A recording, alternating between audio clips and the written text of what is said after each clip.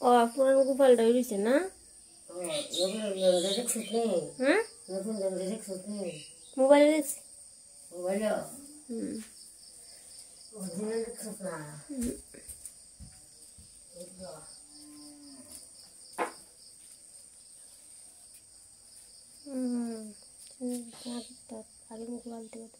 আমার নতুন করে আমার একটা মোটর অর্ডার করে দিচ্ছে বিজ্ঞান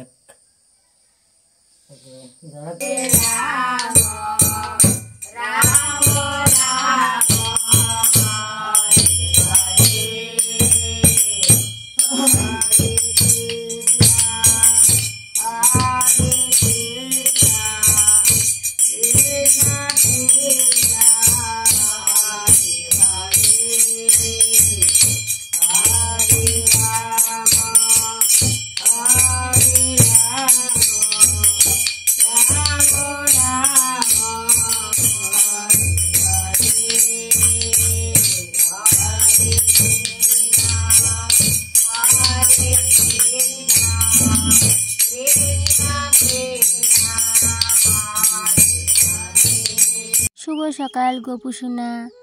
ইনি হলেন আমাদের বাড়ির নতুন সদস্য। ইনি আমাদের বাড়ি এসেছেন সবে মাত্র 2-4 দিন হলো। আর আমাদের বাড়ির পুরনো গোপু সোনার হাত ভেঙে গেছে, তাই জন্য ইনাকে আনা হয়েছে। নতুন গোপু সোনার এখনও প্রাণ প্রতিষ্ঠা হয়নি। আগামীকাল বুধবার সকাল 8 ঘটিকায় আমাদের এই নতুন গোপু সোনার প্রাণ প্রতিষ্ঠা করা হবে। তো যাই হোক বন্ধুরা, আমি গতকাল রাতে বাবার বাড়ি এসেছিলাম গোপু সোনাকে দেখার জন্য।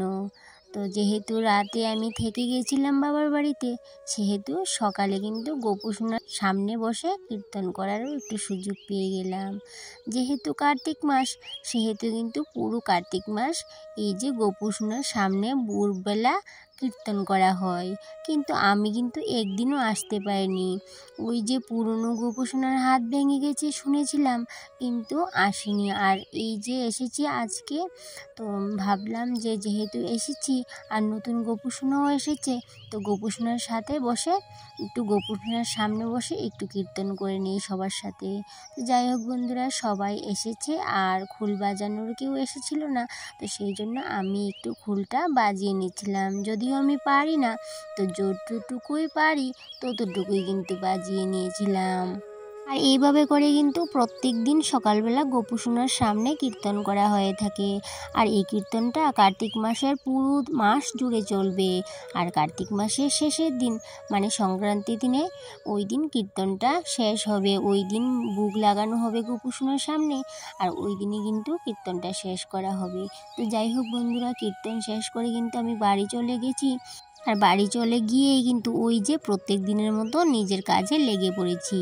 সকালে বাড়ি আসলাম, এসে ঘরের কাজকর্ম করার পর যখন ফিল্টারে জল দিতে যাই, তখন লক্ষ্য করলাম ফিল্টারটা অনেকটা নোংরা হয়ে আছে। তো অনেক দিন হলো আমি ফিল্টারটা পরিষ্কার করিনি, তাই জন্য কিন্তু ফিল্টারটা অতটা নোংরা হয়েছে। তো তাই ভাবলাম আজকে ফিল্টারটা পরিষ্কার করে নিই। যেহেতু আমার হাতে আজকে একটু সময় আছে, সেহেতু ভাবলাম যে ফিল্টারটা একটু পরিষ্কার করে নিই। তাই জন্য আমি একটা সুতি কাপড় নিয়ে নিলাম। তারপর কিন্তু এইভাবে করে ঘষে ঘষে আমি এই যে আয়রনটি পড়েছে এই যে ফিল্টারটার মধ্যে এই কার্বনটার উপরে, তো এই কার্বনটার উপরের যে আয়রনগুলা, এইগুলোকে আমি এই কাপড়টা দিয়ে ঘষে ঘষে উঠিয়ে নিচ্ছি। আর এত পরিমাণে আয়রন পড়েছে এই কার্বনগুলাতে, তো জল কিন্তু বের হচ্ছিল না ফিল্টার দিয়ে। ভাবলাম যে জল এত কম কম আসছিল কেন, তো সেহেতু কিন্তু আমি আর ফিল্টারটা চেক করিনি। তো যেহেতু আজকে চেক করেছি, নজরে পড়েছে, তো ভাবলাম এই জন্যই বোধহয় জলটা এত কম আসছিল এই 2-1 দিন ধরে।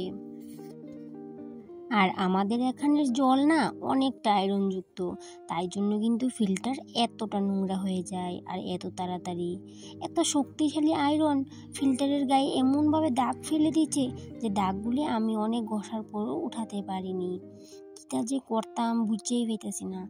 এই দাগগুলো দেখে কেমন জানি লাগছিল, তো ভাবছিলাম ইট ঘষানোর ব্রাশ আইনা ওই ইট ঘষানোর ব্রাশ দিয়ে ভালো করে ঘষাইতাম।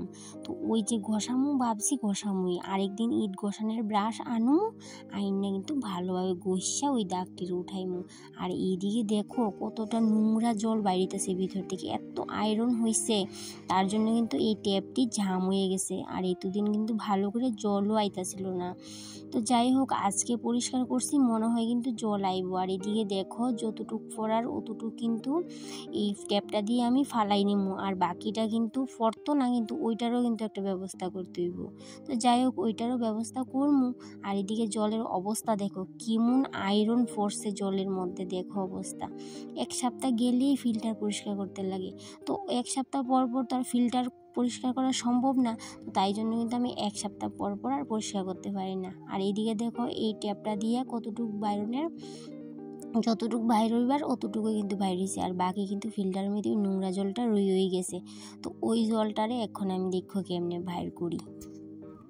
তো যেই কাপড়টা দিয়ে আমি ফিল্টারটা পরিষ্কার করেছিলাম, তো ওই কাপড়টাই কিন্তু আবার নিয়ে নিছি। তো ওই কাপড়টা দিয়ে এইভাবে করে চুবাইয়া এইভাবে করে গ্লাসের মধ্যে জলটা নিয়ে নিতেছি। তো এইভাবে করেই পরিষ্কার করতে লাগবো, কারণ সবটা জল কিন্তু ওই ট্যাপের দিয়ে আইতো না। তাই জন্য আমি এই কাপড়টা দিয়ে এইভাবে করে আমি চিপ্পা জলটা কিন্তু লইয়া লেছি ফিল্টার থেকে। তো এইভাবে ঘষা ভালো করে আয়রনটিরও বাই করে লেছি। আর এদিকে দেখো দাগটি কিন্তু আমি আর পরিষ্কার করতে পারছি না, কিন্তু এই দাগটির পরিষ্কার করার একটা ব্যবস্থা করতেই লাগবো। তো আরেকদিন নেক্সট দিনে কিন্তু দাগটিরে আমি উঠাইমই। আর এদিকে দেখো জলের অবস্থা। তো আজকের ভিডিওটা আর কন্টিনিউ করব না, এইটুকু পর্যন্তই থাকবো। আর বাকি আবার দেখা হবে পরের ভিডিওতে। টাটা সবাইকে।